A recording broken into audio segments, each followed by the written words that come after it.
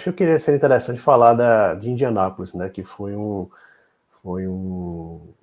evento histórico, né? Porque em 1961, Jack Brabham correu pela primeira vez em Indianápolis com um carro motor traseiro, né? Os americanos até meio que ridicularizaram, um carro muito frágil, né? Em 63, o Jim Clark quase venceu, né? Uma corrida até meio polêmica, né? Dessa corrida de 63. Em 65, já provando que o motor traseiro era o grande, já era o futuro, né? Já era até uma evolução dos carros do motor dianteiro, né? 27 carros que largaram naquele dia, 1º de junho de 65, se não foi em maio, foi 1º de junho, tinha um motor traseiro, né? Então o Jim Clark largou em segundo, pole do AJ Foyt, que era o atual vencedor. Logo na quinta volta, Jim Clark assumiu a primeira posição, liderou até por volta da volta 65, né, quando fez seu pit stop. Por sinal, o pit stop, só uma curiosidade, quem estava fazendo os pit stops da Lotus era da equipe da NASCAR, da Wood Brothers, que tinha uma ligação, por sinal tem uma ligação até hoje com a Ford, a Wood Brothers, uma equipe muito tradicional na NASCAR, né. Isso foi por sinal, foi a primeira ligação. Começaram as primeiras conversas de Lotus, Ford, depois era o Lotus, Ford, Cosworth, foi uma nessa época aí, né?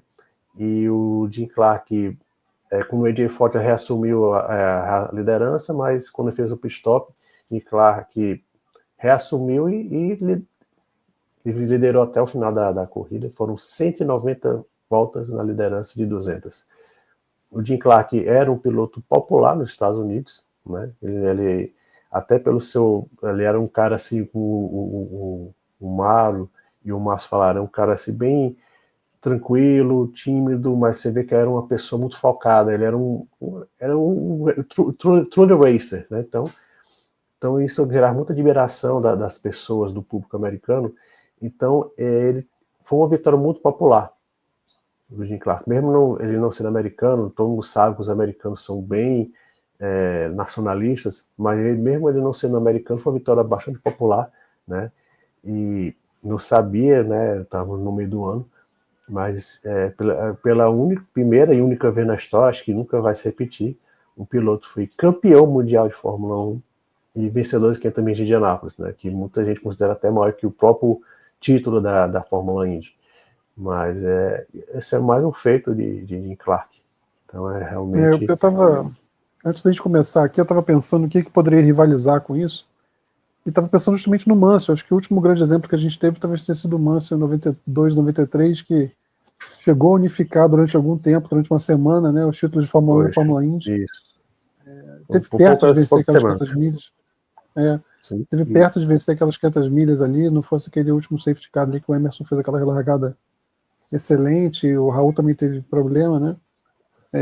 O Mansell foi um fator naquela prova. Ele, o Erwin Dyke, o Emerson e o Raul brigaram muito seriamente por aquela vitória, e o Mansell esteve perto de fazer alguma coisa assim, de ter um título da Fórmula 1, concretizou da Fórmula 1, da kart, e poderia ter tido as 500 milhas também no intervalo de um ano, né? Não foi exatamente uma temporada, seria trechos de uma com trechos de outra, mas foi alguma coisa assim grandiosa que o Mansell fez naquela fase da carreira. Quando eu fiquei procurando alguma situação minimamente análoga ao que o Clark fez, me veio isso à cabeça, assim, do Mansell naquela virada de 92 para 93. Ele conseguiu ter... Porque nessa época dos anos 60, os pilotos dos dois lados do Atlântico, eles interagiam muito, né? Tinha um intercâmbio muito, muito próximo. O Mário Andretti já chegou a fazer isso, de circular dos dois lados. O AJ Foyt, quando ele venceu Indianápolis, 2 semanas depois, ele venceu 24 horas de Le Mans.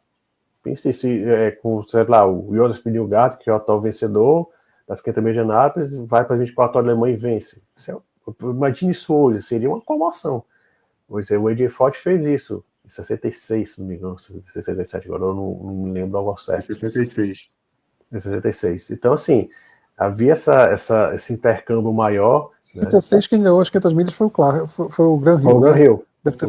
Deve ter sido, mas tinha muito, tinha Jack Stewart foi muito uma boa corrida, então Jochen Ritchie correu também nessa edição, então havia um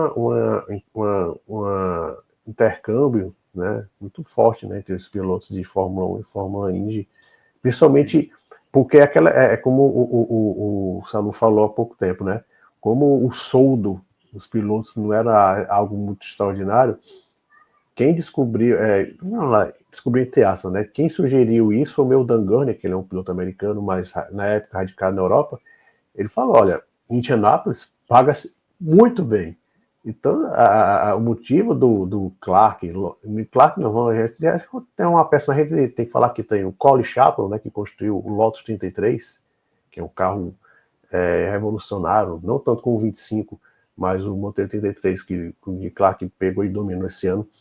Então, o motivo do Chapman levar o Clark para Indianápolis também era um prêmio, era um prêmio muito alto naquele momento. Era mais do que o ano inteiro na Fórmula 1. Um prêmio de... Então, eu estava